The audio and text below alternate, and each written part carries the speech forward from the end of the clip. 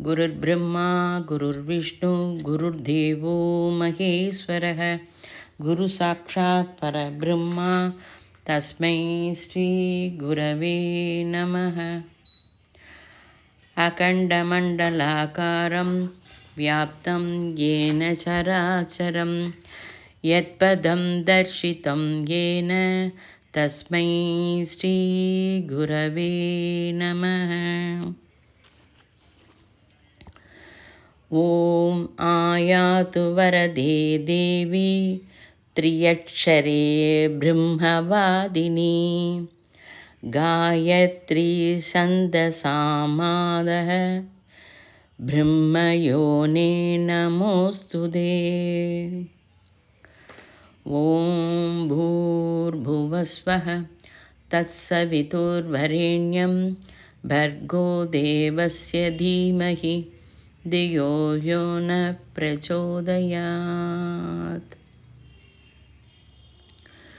ॐ भूर्भुवस्वः तत्सवितुर्वरेण्यं भर्गो देवस्य धीमहि धियो यो न प्रचोदयात्। ॐ भूर्भुवस्वः तत्सवितुर्वरेण्यं भर्गो देवस्य धीमहि धियो यो न प्रचोदयात्। பாரதிய ஆத்தியாத்மகத்தை பற்றி பேசிட்டு இருக்கோம். நாம் எல்லாருமே யோகியாக மாறணும். யோகி ஆகிறதுக்கு முன்னாடி யோகிங்கிற பதத்தை நன்னா புரிஞ்சுக்கணும். இந்த காலத்தில் ரிஷி அதிகமாக, முனிவர்கள் அதிகமாக, சாதனை பண்ணுறவா அதிகமாக. ஸ்ரீகிருஷ்ணர் பகவத்கீதையில் ஸ்பஷ்டமாக சொல்கிறார், யோகி ஸ்திதி ரொம்ப ரொம்ப வசதி. தஸ்மாத் யோகி அப்படிங்கிற அர்ஜுனா, யோகியை விட உயர்ந்த ஸ்திதி நீ போக முடியாது. இப்போ யோகம் அப்படின்னா யோகா செய்கிறவா எல்லாரும் யோகின்னு சொல்ல முடியாது. தியானம் செய்கிறவா எல்லாரும் இன்னொருத்தர் தப்பை சுட்டி காட்டுறா. அதாவது தியானம் பண்ணுறவா அவளை பற்றி நம்ம பேசலை. யோகா பண்ணுறேன் யோகின்னு சொல்கிறவா அவள் இப்போ இங்கெல்லாம் அதான் நிறையா இருக்குது. அவளெல்லாம் பற்றி நம்ம மென்ஷன் பண்ணலை. நாம் திருத்திப்போம். நாம் அந்த தப்பை செய்யக்கூடாது. அந்த தப்பு நடக்காமல் நீ பார்த்துக்கோ. யார் யோகி?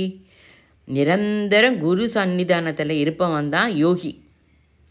You look to me, I look to you. யார் கொட்டேஷன்? சத்யசாயி, ஷீரடி சாயி. நாம் அவரை பார்க்கறதில்ல, அவர் செய்கிறத பார்ப்போம்.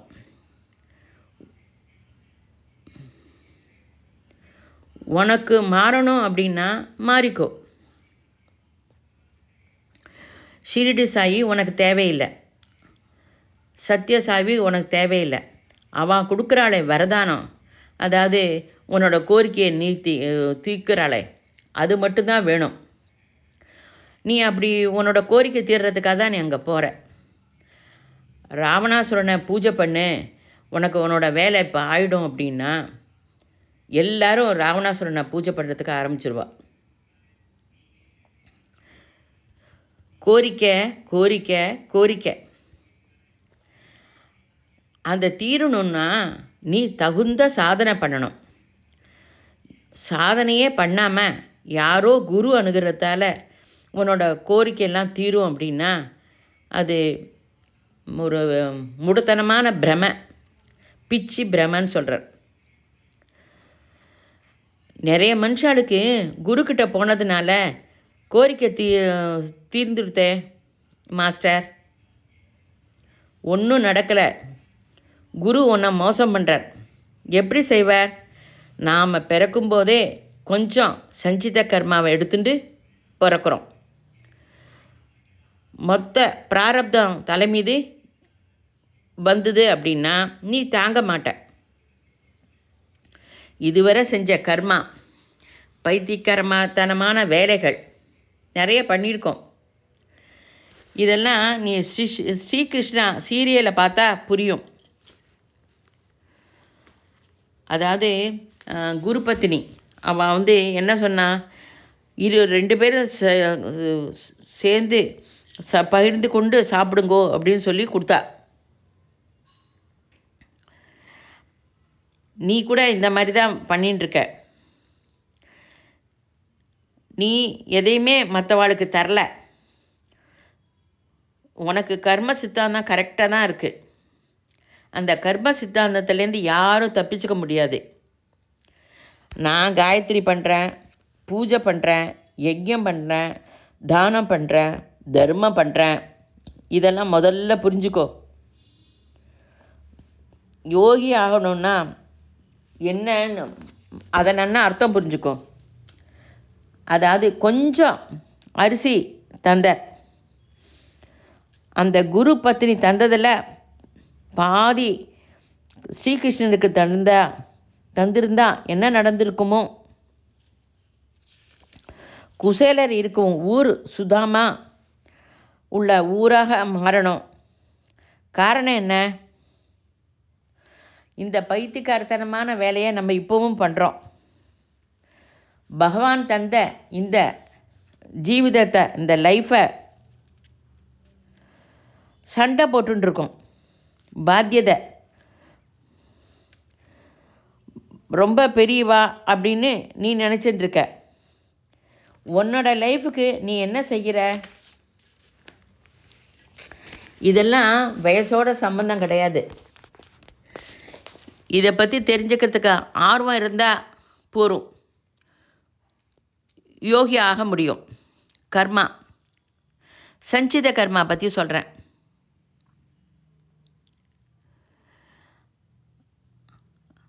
ஸ்ரீகிருஷ்ணன் பக்கத்தில் இருந்ததுனால அத்தனை பெரிய கர்மாவை சீக்கிரம் போக்க செஞ்சார்.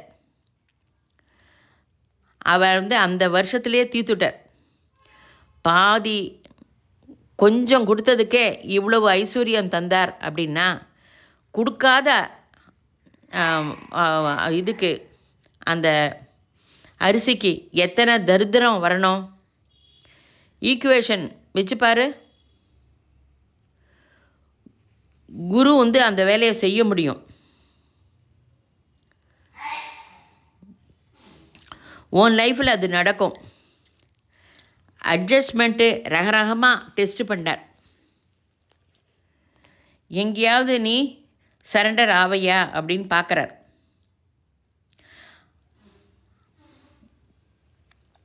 அவர் வாய் விட்டு சொல்வாரா அவர் கஷ்டத்தை அப்படின்னு சொல்லிட்டு ஸ்ரீகிருஷ்ணர் பார்க்குறார். ஆனால் வாய் விட்டு யாருமே சொல்லலை. சுதாமா வாய் திறக்கவே இல்லை, வசுந்தராவும் வாய் திறக்கலை. வாயை திறந்தபோது அநேக மனுஷ அனுகிரகத்தில் நம்ம ஜீவிக்கிறோம்.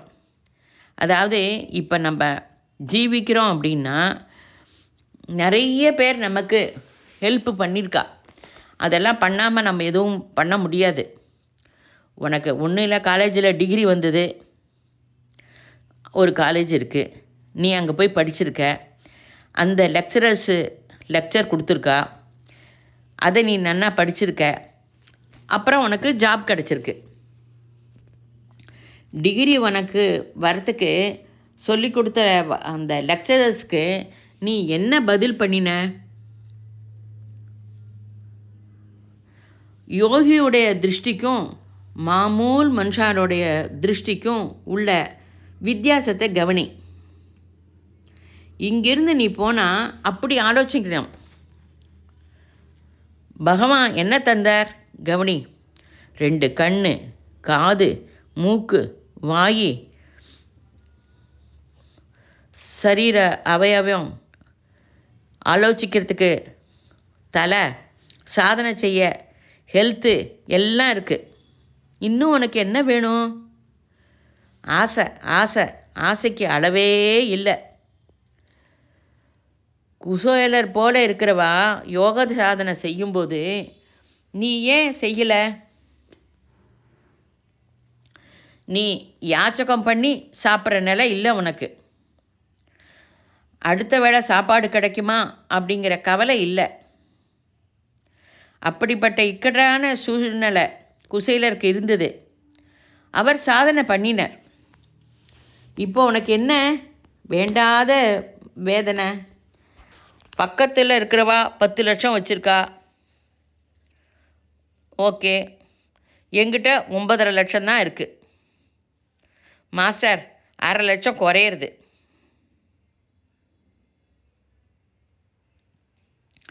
நான் எப்போதும் ஒரு கதை சொல்லுவேன், உங்களுக்கு நினைவு இருக்கா? ஒரு பிஸ்னஸ்மேன், அவன் பிஸ்னஸ் நல்லா பண்ணுறார். குருக்கிட்ட குருஜி எனக்கு 20 லட்சம் நஷ்டம் ஆகிடுத்து அப்படின்னா. எப்படி அப்படின்னா 40 லட்சம் லாபத்தை வரும்னு இவன் நினச்சிருக்கான். 20 லட்சம் லாபம் மட்டும் வந்திருக்கு. அப்போ 20 லட்சம் லாபம் வரல இல்லையா? அதை தான் 20 லட்சம் லாஸுங்கிறான். இந்த முட்டாள்தனமாக ஆலோசனையை நீ நிறுத்திக்கோ. எந்த ஆலோசனையும் வேண்டாம். நிரந்தர மௌனம். வீட்டில் என்ன மௌனமாக இருக்க விட மாட்டா. உனக்கு ஒரு உண்மை சொல்கிறேன், நீ பேசாமல் இருந்தால் உன் வழிக்கு யாரும் வரமாட்டா. ஹாயாக ரொம்ப ஃபீல் பண்ணுவா, ரொம்ப ஆனந்தமாக கூட இருப்பா. நான் பேசலை அப்படிங்கிறது நீ சொல்ல வேண்டாம். அப்படி சொன்னால் அவள் ரொம்ப ஃபீல் பண்ணுற மாதிரி நடிப்பா. நீ சிரித்தபடி மௌனமாக இருந்து பாரு. ஹாயாக அவள் உன்னை பட்டுக்காமலே இருப்பா. உன்னோட குழந்தைகளோட ஃப்யூச்சரை பற்றி நீ கவலைப்படாத. மௌனமாக இருந்தால் போரும். நடிக்காத, முயற்சி பண்ணு. உன்னோட மௌனமே அவளுக்கு வழிகாட்டும். அதாவது குரு நீ எத்தனை பிரயத்தனை பண்ணின அப்படிங்கிறத தான் பார்ப்பார். நீ எத்தனை நேரம் மௌனமாக இருந்த, அதை சின்சியராக இருந்தியா, அதை பார்ப்பார். நீ பிரயத்தனம் பண்ணினியா, அதை தான் மெயினாக கவனிப்பார். நீ பிரயத்தனம், உன்னோட எஃபர்ட் எவ்வளோ போட்ட, எஃபர்ட் போடுறதுக்கு நீ நிறைய முயற்சி பண்ணினியா, அதுதான் அவர் கவனிப்பார்.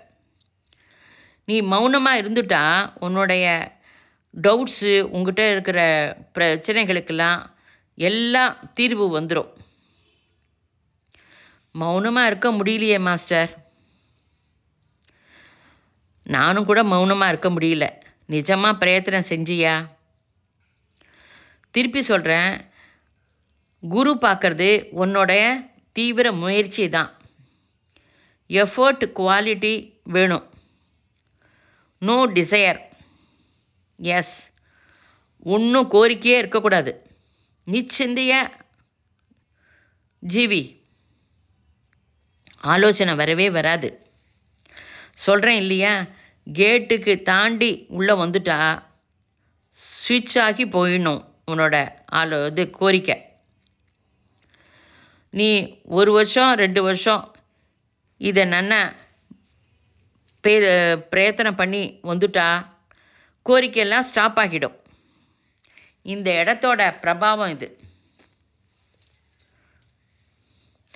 வேறு எதுவும் சாதனை செய்கிறோம் தைரியம், எப்படிப்பட்ட சூழ்நிலையும் தடுமாறாமல் இருக்கணும். யோக சாதனை செய்யறதுக்கு தைரியம் வந்து மானசீக தைரியம். அதாவது எந்த ஒரு சுச்சுவேஷன் வந்தால் கூட மனசு அலபாயக்கூடாது.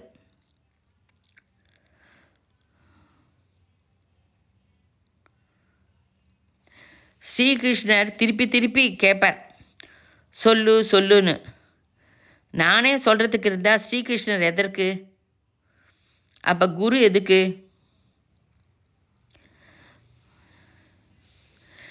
எதுக்காக இதெல்லாம் சொல்கிறேன்? சஞ்சித கர்மா, பிராரப்த கர்மா. நம்ம எல்லாரும் கொஞ்சம் எல்லாத்தையும் மூட்டை கட்டின்னு தான் வந்திருக்கோம். குரு என்ன செய்வார் அப்படின்னா, ஒருவன் வந்து 30 வயசில் செத்து போயிட்டான். குரு சரித்திரத்தெல்லாம் அதுக்காக தான் திருப்பி திருப்பி படின்னு சொல்கிறேன். அந்த டெட் பாடியை குருவிட்ட எடுத்துன்னு வரா அவன் ஒய்ஃபு. அவனுக்கு வந்து செத்து போயிட்டானேன்னு சொல்லி வருத்தப்படுறான். அவன் வந்து 80 வயசு பழைப்பான் அப்படின்னா இந்த ஜென்மாக்கு 50 வயசு கொடுக்குறார். கர்ம சித்தாந்தம் ஈக்குவேட்டாக இருக்கும், கணக்கு தப்பாது. லாபம் எங்கே என்றால் எக்ஸ்ட்ரா வந்ததுன்னா 50 வருஷம் குரு அனுகிரகத்தினால வந்தது. அந்த 50 வருஷம் எக்ஸ்ட்ரா வந்ததை அவன் அதாவது ஒரு மாதிரி பிச்சு பிச்சு பண்ணி, அதாவது வேண்டாத வேலையெல்லாம் செய்யாமல் அதை நல்ல சத்விநியோகம் பண்ணிண்டா ரொம்ப உபயோகமாக இருக்கும். சத்வியோகம்னா என்ன?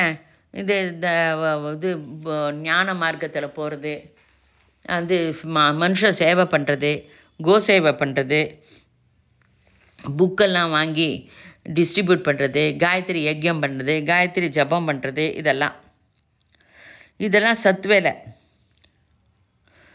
சீரடி சாயிட்ட ஒரு குஷ்டரோகி வந்தார்.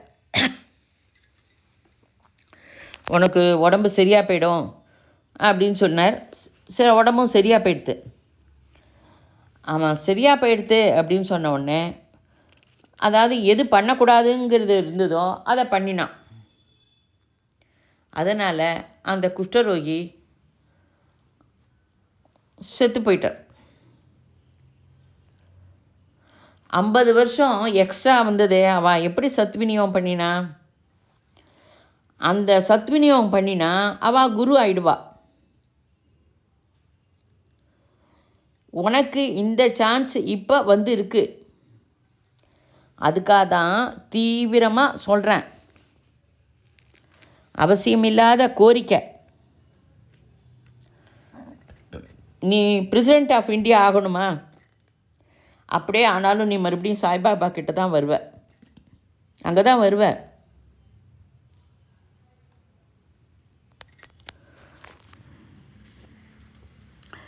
உன்னோட லைஃப் இதுவரையே உள்ள லைஃபுக்கு ஃபுல் ஸ்டாப் வை. எப்படிப்பட்ட குரு கிடைச்சிருக்கார்? சர்வஜன். உன்னோட கஷ்டம் அவருக்கு தெரியாதா? அதை எப்படி நிறைவேற்றுறதுங்கிறது தெரியாதா? தெரியும். நிறைவேற்றணும் அப்படின்னா அவருக்கு ஒரு நிர்பந்தம். அவங்க குரு என்னோட கஷ்டத்தை எடுத்துடு அப்படின்னா எப்படியோ எடுத்துடுவார். நீ அவர்கிட்ட போய் குறிப்பிட்ட நபர் வந்து என் கஷ்டத்தை எடுக்கணும் அப்படின்னா அது கஷ்டம் வந்து வேஷம் போட்டுண்டு வரணும். சர்வஜ்யத்தில் உனக்கு நம்பிக்கை இருந்தா குருக்கு எதுக்கு சொல்கிற? எப்படி செய்யணும்னு நீ சொல்ல வேண்டாம். குரு சர்வ வியாபி.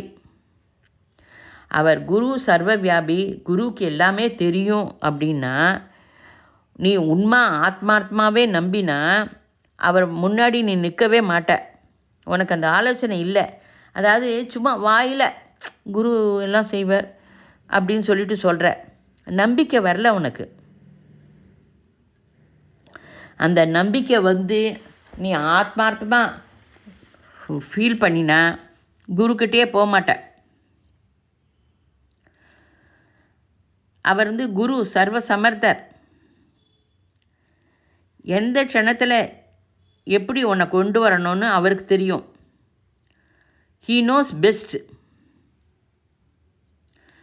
பக்தர்களுடைய சரித்திரத்தில் நிறைய உதாரணம் இருக்குது. கபீர்தாஸை நிறைய கட்டைகள்லாம் சேர்த்து கட்டி வெள்ளத்தில் வரும் கங்கையில் நதியில் போட்டுட்டா. அவர் வெளியில் வந்துட்டார். என்னையே கட்டி போட்டால் நான் வருவேனா? தெரியாது, வரமாட்டேன். உனக்கு சமர்ப்பணம் இருக்கா? Kabirdas ready to tie. நீ கொலை செஞ்சா நான் செத்து போகிறேன். அப்படிப்பட்ட குரு கிடைச்சால் தானே மாஸ்டர் இதெல்லாம் நடக்கும் அப்படின்னு நீங்கள் சொல்கிறேன். எல்லாமே ஒப்புத்துக்கிறோம் மாஸ்டர், நாங்கள் குதிக்கிறதுக்கு தயாராக இருக்கோம். ஆனால் எங்களுக்கு எப்படி தெரியும் அந்த குரு இப்படிலாம் பண்ணுவார்னு? குரு சர்வ வியாபின்னு சொல்கிறேன் இல்லையா? குரு எங்கே இருக்கார்? இங்கேயே இருக்கார். 3 லட்சம் குருவுக்கு. சர்வஜன், சர்வ வியாபி, சர்வ சமர்த்தன். அப்படிப்பட்ட குருவை ஹிருதயத்தில் வச்சுட்டு மௌனமாக இருக்காமல் அவருடைய உத்தேசம், அவருடைய அறிவுரையை நம்ம எடுத்துக்காம ஜீவிக்கிறோம். நாமே நம்ம லைஃப்பை நடத்துகிறோங்கிற ஒரு மூடத்தனமான அபிப்பிராயம்.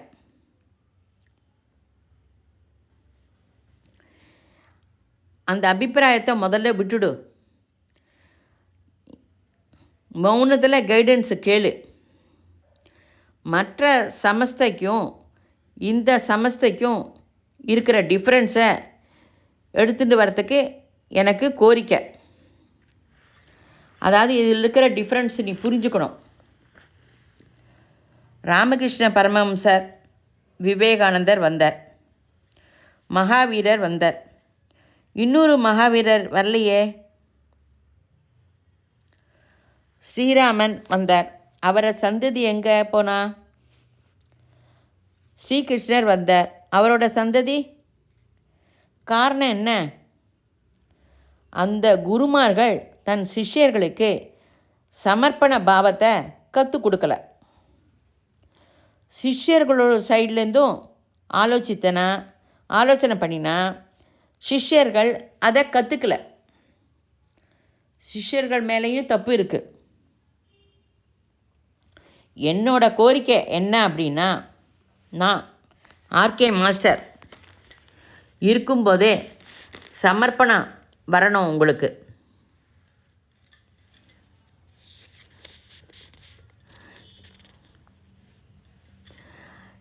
இல்லை அப்படின்னா என்னை விட்டுடுங்கோ. மறுபடியும் கல்ட்டு வேண்டாம். அதை கல்ட்டு ஃபார்ம் செய்ய வேண்டாம். நாம் கூட அந்த ஸ்தாயி போவோம். எப்படி போகணும்? சரி மாஸ்டர், என்னோட லைஃப் எப்படி இருக்குது, என்ன செய்யணும், நான் அதுக்காக தான் ஃபோன் பண்ணுறேன் அப்படின்னு சொல்கிறேன். ஃபோனே பண்ணாத, என்ன கேட்காத. நான் இதை கோபமாக சொல்லலை. நீ முன்னேறிண்டு போயிட்டே இரு. சொல்லலைன்னா உனக்கு தெரியும். இங்கே இருக்கிறவா எல்லாருமே அந்த ஸ்திதிக்கு போக முடிஞ்சவா தான். நான் ஆர்கே மாஸ்டர் இருக்கும்போதே முன்னேறினா ரொம்ப ஆனந்தம். நிஜமாவே அந்த ஸ்திதிக்கு போயிட்டாக்க நான் ஒரு பக்கம் ஒதுங்கி இருப்பேன். குரு இருக்கும்போதே தயாரான சிஷ்யர்களை பார்க்க முடியும். குரு இதுக்காக சிலுவை தூக்க வேண்டாம். நீங்கள் தயாரான நெஞ்சின் மேலே கை வச்சுட்டு நான் சொல்ல வேண்டியதை ஆமாம், இத்தனை பேருக்கு நான் நன்னா சொல்லிட்டேன். இவா எல்லாரும் இதை கற்றுண்டு ஒரு அட்சரம் தப்பாமல் மற்றவாளுக்கு சொல்ல முடியும். இங்கே இருக்கிற ஒவ்வொருவரும் யோகி ஆக முடியும். யோகி ஆகிறதுக்கு லட்சணம் என்ன அப்படின்னா 2 நிரந்தரம் நினைவுபடுத்திக்க வேண்டும். அபியாசம், வைராக்கியம். வாட் இஸ் வைராக்கியம்? பௌதிக கோரிக்கைக்கு முடிவே இருக்காது. மாஸ்டர், இந்த கோரிக்கை மட்டும் நடந்துட்டா போரும் மாஸ்டர் அப்படின்னு சொல்வேன். மறுபடியும் இன்னொன்று பிறக்கும்.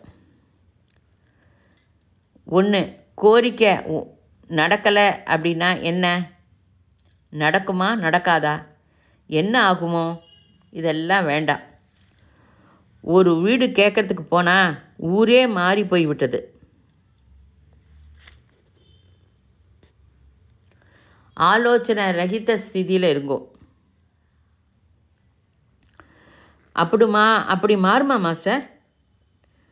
எனக்கு கூட தெரியாது. ஆலோசனையே இல்லாமல் நீ ஜீவிக்க முடிஞ்சா முதல்ல இந்த கேள்வி ஏன் வருது? ஒரு க்ஷணம் உன்னோட லைஃப்பை கவனி. உன்னோட ஆலோசனையில் அதுதான் உனக்கு வியாதி வருது. டென்ஷனால் தான் பிபி வருது. நேச்சுரலாக ஜீவி. நேச்சுரல் ஃபுட்டு, சகஜமான லைஃபு ஜீவிச்சா ரோகமே வராது, கஷ்டமே இல்லை. பிரபஞ்சம் முழுக்க பற்றி நீ ஏன் கவலைப்படுற? நீ யோகி ஆகிறதுக்கு நினைச்சாயா இல்லையா அதை கேட்டுக்கோ. இங்கேருந்து நீ வெளியில் போன உடனேயே பிரபஞ்சம் உன் மீது நிறைய கேள்வி கேட்பா. 190 கேள்வி கேட்பா. டாக்டர் சொல்கிறார் பேஷண்ட்டுக்கு 3 பேராசிட்டமால் ஒரே டைம் போட்டுக்கோ அப்படின்னு. டாக்டர் போட்டுக்க சொன்னார். இவன் பக்கத்தில் இருந்த ஒருத்தன் அவனுக்கு எதுவுமே தெரியாது. 3 பேராசிட்டமாலை எப்படி போட்டுக்க முடியும் அப்படின்னா, நீ என்ன செய்யணும்? டாக்டர் பேச்சை கேட்கணுமா, பக்கத்தில் சொல்கிறானே அவன் பேச்சை கேட்பியா? உன் இஷ்டம். யோக சாதனை மட்டும் யோக சாதனை பற்றி தெரியாதவா பேச்சை கேட்கிறேன். ரொம்ப கஷ்டப்படுறேன். இப்போ எக்கனாமிக்ஸு சப்ஜெக்ட் தெரியலன்னா எக்கனாமிக்ஸ் லெக்சரர்கிட்ட தானே போவேன். கெமிஸ்ட்ரி தெரியலன்னா கெமிஸ்ட்ரி லெக்சர்கிட்ட போவேன். உன்னோட சந்தேகம் எதேன்னு இருந்ததுன்னா யோகிகிட்ட போய் கேளு. யோக சாதனை செய்கிறவாள்கிட்ட கேளு. உன் வீட்டில் சொல்கிறா, பக்கத்து வீட்டில் சொல்கிறா அப்படின்னு ரகரகமாக கேள்வி வரும். கேட்டை தாண்டி போனாலே ஸ்பிரிச்சுவலை பற்றி ரகரகமாக பேசுவா. ஆத்மாவை பற்றி தெரியாது, பரமாத்மா பற்றி தெரியாது. ஆனால் அவள் பரமாத்மாவை பற்றி புக்கு எழுதுவா, ஆத்மா பற்றி பேசுவா. தெரிஞ்சவா புக்கு எழுத மாட்டா. ஷீரடி சாயி எழுதினாரா புக்கு? சத்யசாயி எழுதினாரா? அவர் எழுதலை. ஸ்பீச்சை ரெக்கார்ட் பண்ணி மறந்து போகாமல் இருக்கிறதுக்கு அவள் ஸ்கிரிப்ட் எழுதி வச்சுட்டா. எழுத வேண்டிய அவசியம் இல்லை. அதுபோல் குரு சரித்திரத்தை படிங்கோ. நிரந்தர மௌனம் எப்படி ப்ராக்டிஸ் பண்ணுற? நீ மறந்து போயிடுவா, அப்பப்போ பேசிடுவ. நினைவுபடுத்திக்கோ. மாஸ்டர் பேச வேணாம் அப்படிங்கிறள். வீட்டில் இருக்கிறவா அதை ஒத்துக்கணுமே. நீ சொன்னால் வீட்டில் இருக்கிறவா உனக்கு சகாயப்படுவா. வீட்டில் இருக்கிறவாளுக்கு நன்னா புரிஞ்சிருக்கும், இவன் நன்னா கெட்டு போயிட்டான், நம்ம பேச்சை இவன் கேட்க மாட்டான், சரின்னு சொல்லிடுவோம் அப்படின்னு பேசாமல் இருப்பா. நீ வீட்டில் மௌனம் ப்ராக்டிஸ் செய்யாமல் இங்கே வந்தால் வேஸ்ட். இங்கே 3 ரவுண்டு வரணும். 3 ரவுண்டு பூரா ஆனால் தான் நான் சொல்கிற ரிஷி கான்செப்டு தெரியப்படுத்த முடியும். நீ வீட்டில் மௌனம் இல்லாமல் இங்கே வந்தாக்க அது சரியாக ஃபுல்ஃபில் ஆகாது. மறுபடியும் சொல்கிறேன், மௌனம்னா வாய் மூடி உட்கார்றது இல்லை. மௌனம்னா நடப்பதை பார்த்து செய்ய வேண்டியதை செஞ்சுட்டு வாய் மூடி உட்காரணும். மௌனம் என்ன தப்பு என்ன, நம்ம செய்ய வேண்டியதை செய்ய மாட்டோம். அதுதான் பெரிய தப்பு. பாரத தேசம் கொஞ்சம் நாசனம் ஆகிறதுக்கு காரணமே இதுதான். ஒவ்வொருவரும் எல்லாருமே பேசுகிறவ தான் தவிர பாத்தியதையே எடுத்துக்க மாட்டா. பாத்தியதை ரெஸ்பான்சிபிள் யாரும் தரமாட்டா.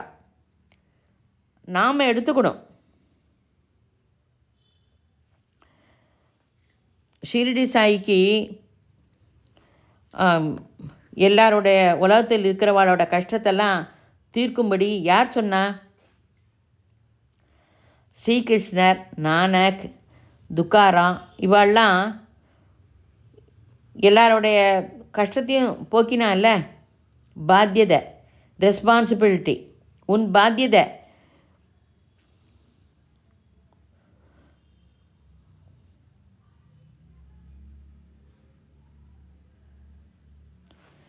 நம்ம பாத்தியதையை கரெக்டாக செய்யணும்.